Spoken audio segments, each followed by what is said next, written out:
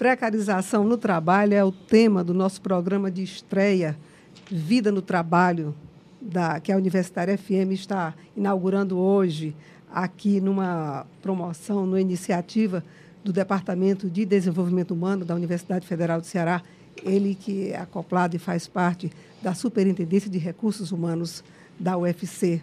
E lembrando que você pode participar e tirar a sua dúvida. Pode e deve, né, Fátima? Fazer algum esclarecimento.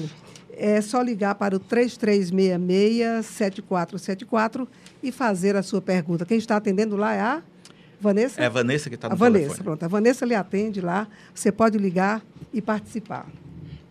Falando em precarização, a gente tem que falar também de salário mínimo, né? Uhum. Não tem como se falar em trabalho precário sem se lembrar um pouco do salário mínimo.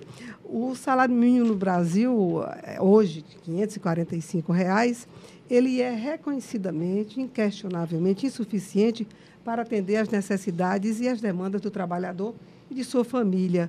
A lei que anualmente define o valor do salário mínimo, né, lei federal, ela também não estaria legitimando o trabalho precário? Professor Cássio. Infelizmente, Fátima, essa é uma realidade. Porque quando você estabelece um salário que a gente sabe que ele é impossível de garantir um mínimo de sobrevivência, quanto mais falar de dignidade para esse trabalhador, de uma certa forma a gente está reforçando a perspectiva de um processo de precarização legalizado. E aí você traz uma ideia que me parece extremamente importante para o nosso contexto. Quando, e já tomando um pouco o que a Celina falou ao princípio, quando a gente tinha a ideia de que a privatização, que as instituições privadas, as empresas particulares eram as grandes mobilizadoras do processo de precarização, você vê que há também, a partir da política pública e da deliberação de um salário mínimo, um incentivo a essa lógica da precarização. E isso é assustador, até porque o papel do Estado, ao longo da sua história, foi de ser um mediador entre o capital e o trabalho. E, quando ele decide estabelecer uma lei que regula um salário mínimo, que a gente sabe que, em alguns casos, pode ser considerado aviltante para o próprio trabalhador, eu estou, de alguma forma, reconhecendo que o Estado também está sendo conivente com a prática da precarização do trabalho. Professora Celina. E aí, completando o que o Cássio diz, Fátima, eu vejo ainda, com esse salário mínimo, que a gente sabe que não garante as condições mínimas de cidadania, né, ao nosso trabalhador, eu vejo o Estado vindo com as políticas públicas, aí você vem com Bolsa Família, você vem com Vale Gás, você vem com diversos outros estratégias, né, de tentar suprir isso, quer dizer, agora mesmo foi aprovado que mais aumenta o número de filhos, né, e você recebe, acho que, mas quantos reais, gente? R$3, R$50? Acho que R$33 não me por cada filho, quer dizer, por 5 filhos. Quer dizer, por que isso? Se nós tivéssemos um salário digno, nós não estaríamos precisando de políticas públicas nesse sentido, de assistencialismo, por mais que se diga que o discurso é que não é o assistencialismo, né? Mas, assim, é a precarização do trabalho sendo reforçada de forma bem legitimada, bem legal, pelo Estado brasileiro. Agora vamos trazer a precarização mais para a universidade e associada à terceirização. Uhum. A própria universidade pública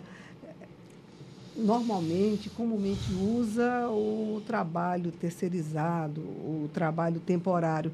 Não estaria a universidade, de certa forma, legitimando também essa relação trabalhista precária, professor Cássio? Bom, eu acho que essa pergunta deveria prioritariamente ser respondida pela Celina, mas eu posso já dar um mote para a gente levar essa reflexão.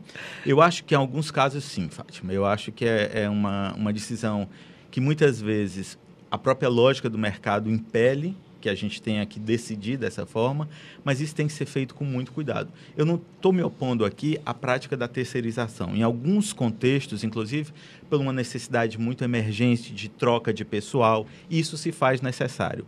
O que eu condeno, e aí talvez seja um pouco que a Celina vá na reflexão, que eu sei que ela é da área de recursos humanos da universidade, é a utilização disso como uma prática sem alternativas. Tomar isso como um único referente das formas de inserção laboral. Talvez seja isso, ou seja, a terceirização como uma estratégia alternativa e, vamos dizer, emergencial, ela pode ser considerada. Agora, ela como uma prática permanente, isso se torna uma coisa perigosa. Foi como defesa, viu, professora Celina? Agora vai para a senhora. Ele jogou para mim, mas assim, na verdade, no serviço público, nas universidades, e se você olhar as escolas públicas também, enfim, no serviço público, no nosso caso aqui, bem universidade, nós temos vivenciado essa experiência da terceirização, né, em diversos setores.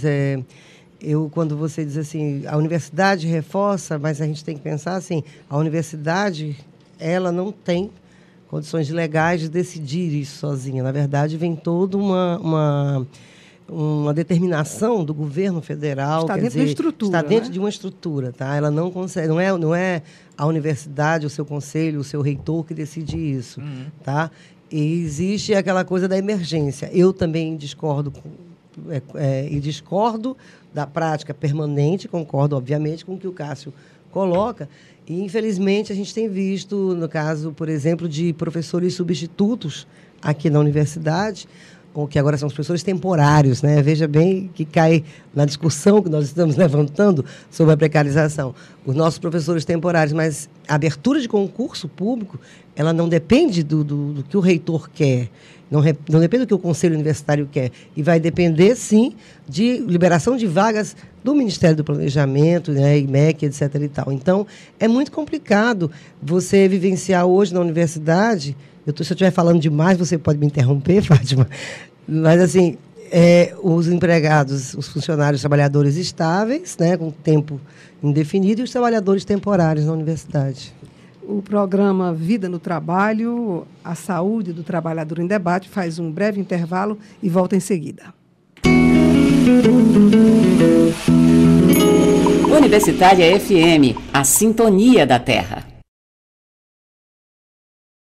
Os professores Cássio Aquino, do Núcleo de Psicologia do Trabalho da Universidade Federal do Ceará, e a professora Celina Lima, diretora do Departamento de Desenvolvimento Humano da UFC, da Superintendência de Recursos Humanos, debatem aqui hoje, na estreia do programa Vida no Trabalho, Saúde do Trabalhador em Debate, o tema precarização do trabalho.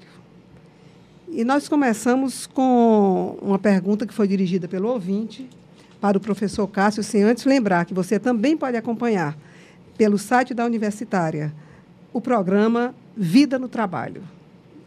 Vida no Trabalho. É www.radiouniversitariafm.com.br. Você pode também acompanhar, não só pela Rádio Universitária diretamente, né? Também através do seu site. E nós recebemos aqui de um ouvinte uma pergunta dirigida especificamente, diretamente ao professor Cássio. Professor, o senhor não acha que a insuficiência de servidores na universidade precariza o trabalho? Eu acho que tem sentido essa pergunta, mas assim, eu vou utilizar um pouco a referência que a Celina fez. Nós temos que lutar, e eu acho que isso é uma luta mais coletiva, para que o governo federal reconheça essa carência dos servidores. Nós não podemos responsabilizar uma administração especificamente, nós não podemos responsabilizar a atual gestão, a gestão anterior, ou talvez até uma futura gestão, sobre esse problema. Eu acho que isso é um problema crônico no serviço público, principalmente porque houve alteração dos quadros, né? Muita gente se aposentou. A gente, no ponto de vista, inclusive, da função docente, nós já tivemos um ganho considerável, ou seja, a cada aposentadoria a gente garante a reposição. Mas existem outras áreas dentro da universidade que merecem uma atenção maior.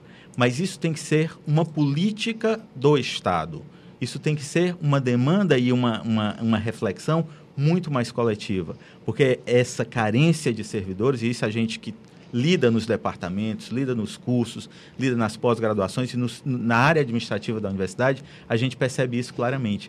Há número insuficiente de trabalhadores, mas a gente tem que fazer dessa luta uma luta coletiva junto ao Estado brasileiro. Professora Celina.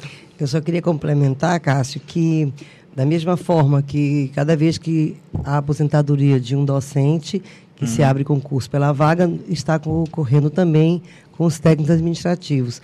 O grande problema de insuficiência de trabalhadores, de servidores na UFC, e servidores eu me refiro aos docentes e aos técnicos, é exatamente muitos anos que nós passamos, os governos anteriores, sem que houvessem concursos públicos, né?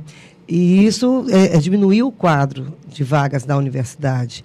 E hoje nós temos essa política. Aposentou, abre concurso, mas você abre em cima de quem se aposentou. Ou seja, o quadro que tem permanece.